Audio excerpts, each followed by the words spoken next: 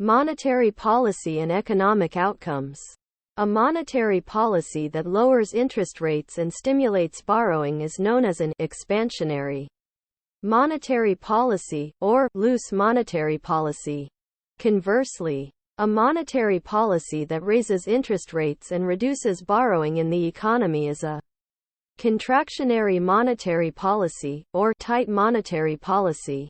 This module will discuss how expansionary and contractionary monetary policies affect interest rates and aggregate demand, and how such policies will affect macroeconomic goals like unemployment and inflation. We will conclude with a look at the Fed's monetary policy practice in recent decades. The effect of monetary policy on interest rates. Consider the market for loanable bank funds. Shown in Figure 1, the original equilibrium, E0, occurs at an interest rate of 8% and a quantity of funds loaned and borrowed of $10 billion. An expansionary monetary policy will shift the supply of loanable funds to the right from the original supply curve, S0, to S1, leading to an equilibrium, E1, with a lower interest rate of 6% and a quantity of funds loaned of $14 billion. Conversely, a contractionary monetary policy will shift the supply of loanable funds to the left from the original supply curve, S0, to S2, leading to an equilibrium, E2, with a higher interest rate of 10% and a quantity of funds loaned of $8 billion. So how does a central bank raise interest rates? When describing the monetary policy actions taken by a central bank, it is common to hear that the central bank raised interest rates or lowered interest rates. We need to be clear about this. More precisely, through open market operations, the central bank changes bank reserves in a way which affects the supply curve of loanable funds. As a result, interest rates change. As shown in Figure 1, if they do not meet the Fed's target, the Fed can supply more or less reserves until interest rates do. Recall that the specific interest rate the Fed targets is the federal funds rate. The Federal Reserve has, since 1995, established its target federal funds rate in advance of any open market operations. Of course, financial markets display a wide range of interest rates, representing borrowers with different risk premiums and loans that are to be repaid over different periods of time. In general, when the federal funds rate drops substantially, other interest rates drop, too, and when the federal funds rate rises, other interest rates rise. However, a fall or rise of 1 percentage point in the federal funds rate, which remember is for borrowing overnight, will typically have an effect of less than 1 percentage point on a 30-year loan to purchase a house or a 3-year loan to purchase a car. Monetary policy can push the entire spectrum of interest rates higher or lower, but the specific interest rates are set by the forces of supply and demand in those specific markets for lending and borrowing. The effect of monetary policy on aggregate demand. Monetary policy affects interest rates and the available quantity of loanable funds, which in turn affects several components of aggregate demand. Tight or contractionary monetary policy that leads to higher interest rates and a reduced quantity of loanable funds will reduce two components of aggregate demand. Business investment will decline because it is less attractive for firms to borrow money. And even firms that have money will notice that, with higher interest rates, it is relatively more attractive to put those funds in a financial investment than to make an investment in physical capital. In addition, higher interest rates will discourage consumer borrowing for big-ticket items like houses and cars. Conversely, loose or expansionary monetary policy that leads to lower interest rates and a higher quantity of loanable funds will tend to increase business investment and consumer borrowing for big-ticket items. If the economy is suffering a recession and high unemployment, with output below potential GDP, Expansionary monetary policy can help the economy return to potential GDP. Figure 2a illustrates this situation. This example uses a short-run upward sloping, Keynesian aggregate supply curve, SRAS. The original equilibrium during a recession of E0 occurs at an output level of 600. An expansionary monetary policy will reduce interest rates and stimulate investment and consumption spending, causing the original aggregate demand curve, AD0, to shift right to AD1, so that the new equilibrium, E1, occurs at the potential GDP level of 700. Conversely, if an economy is producing at a quantity of output above its potential GDP, a contractionary monetary policy can reduce the inflationary pressures for a rising price level. In Figure 2b, the original equilibrium, E0, occurs at an output of 750, which is above potential GDP. A contractionary monetary policy will raise interest rates, discourage borrowing for investment and consumption spending, and cause the original demand curve, AD0, to shift left to AD1, so that the new equilibrium, E1, occurs at the potential GDP level of 700. These examples suggest that monetary policy should be countercyclical. That is, it should act to counterbalance the business cycles of economic downturns and upswings. Monetary policy should be loosened when a recession has caused unemployment to increase and tightened when inflation threatens. Of course, countercyclical policy does pose a danger of overreaction. If loose monetary policy seeking to end a recession goes too far, it may push aggregate demand so far to the right that it triggers inflation. If tight monetary policy seeking to reduce inflation goes too far, it may push aggregate demand so far to the left that a recession begins. Figure 3a summarizes the chain of effects that connect loose and tight monetary policy to changes in output and the price level. Federal Reserve actions over last 4 decades. For the period from the mid-1970s up through the end of 2007, Federal Reserve monetary policy can largely be summed up by looking at how it targeted the federal funds interest rate using open market operations. Of course, telling the story of the U.S. economy since 1975 in terms of Federal Reserve actions leaves out many other macroeconomic factors that were influencing unemployment, recession, economic growth, and inflation over this time. The 9 episodes of Federal Reserve action outlined in the sections below also demonstrate that the central bank should be considered one of the leading actors influencing the macroeconomy. As noted earlier, the single person with the greatest power to influence the U.S. economy is probably the chairperson of the Federal Reserve.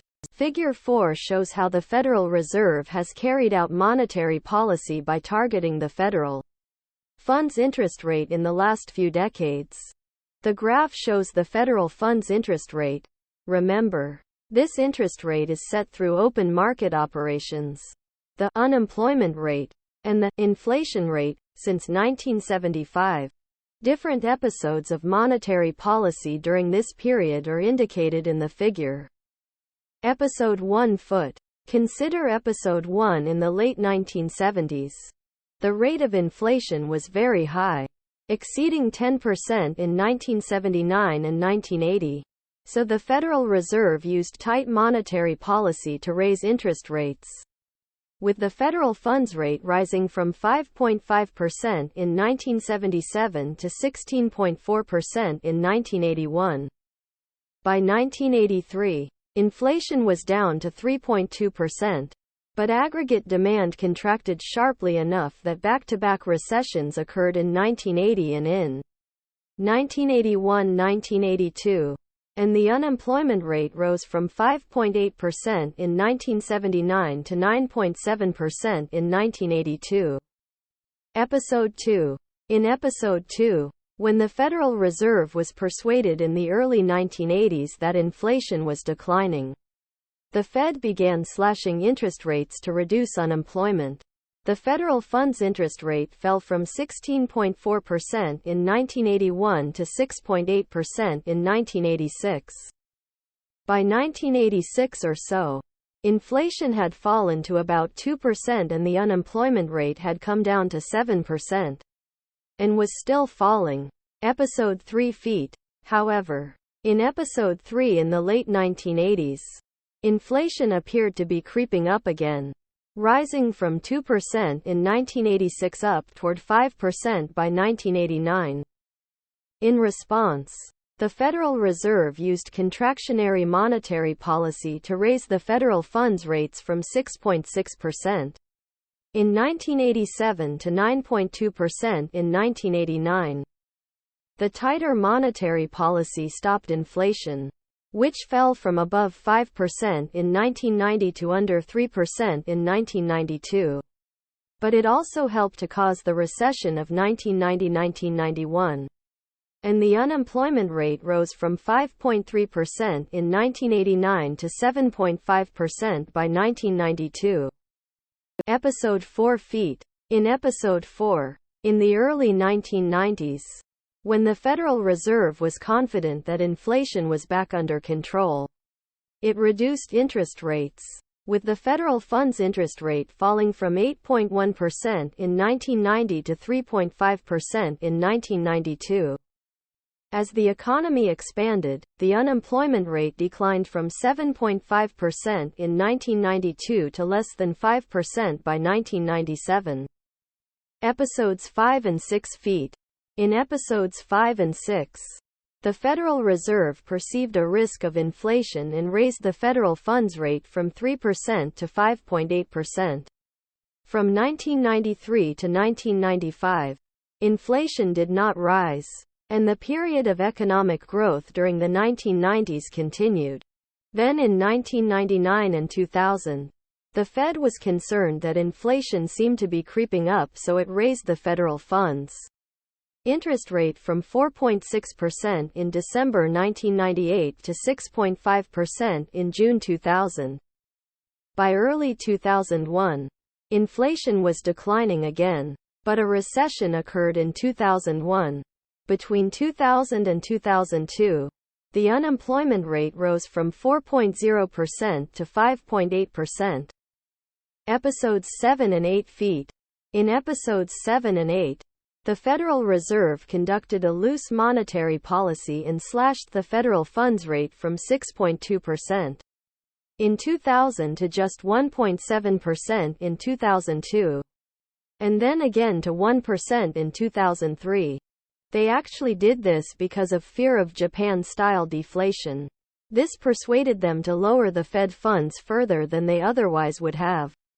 The recession ended, but unemployment rates were slow to decline in the early 2000s.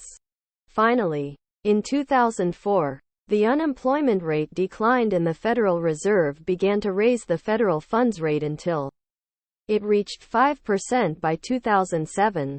Episode 9 Feet. In Episode 9, as the Great Recession took hold in 2008, the Federal Reserve was quick to slash interest rates, taking them down to 2% in 2008 and to nearly 0% in 2009.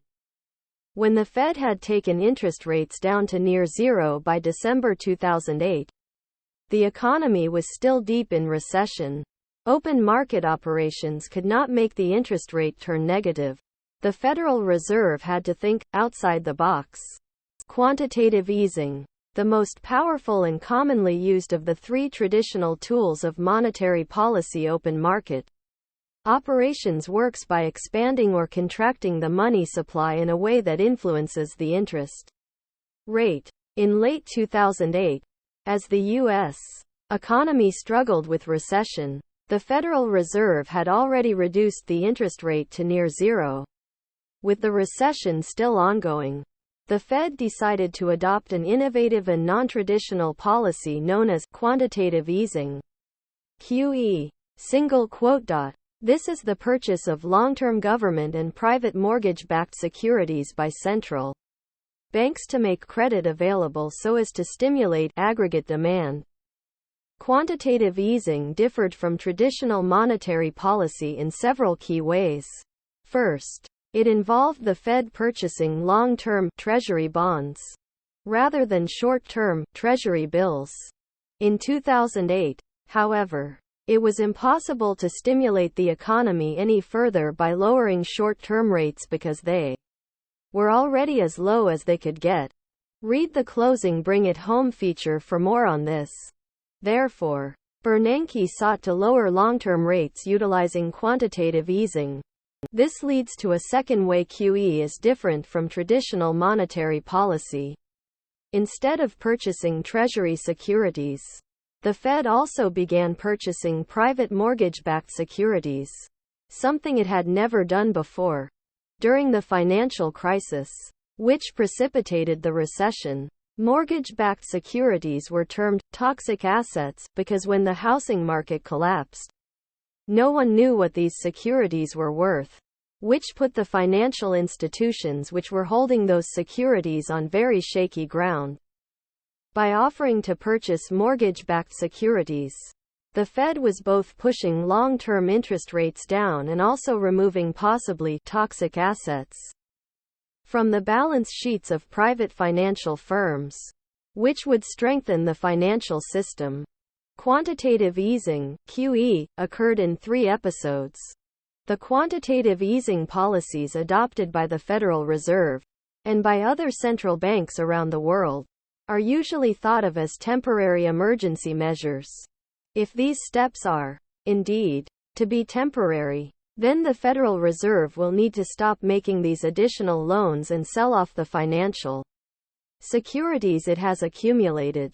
The concern is that the process of quantitative easing may prove more difficult to reverse than it was to enact. The evidence suggests that QE1 was somewhat successful, but that QE2 and QE3 have been less so. Key concepts and summary. An expansionary, or loose, monetary policy raises the quantity of money and credit above what it otherwise would have been and reduces interest rates, boosting aggregate demand, and thus countering recession. A contractionary monetary policy, also called a tight monetary policy, reduces the quantity of money and credit below what it otherwise would have been and raises interest rates, seeking to hold down inflation. During the 2008-2009 recession, central banks around the world also used quantitative easing to expand the supply of credit. Thank you for watching BookTube channel. Make sure to smash the like and subscribe buttons to receive notifications about new contents.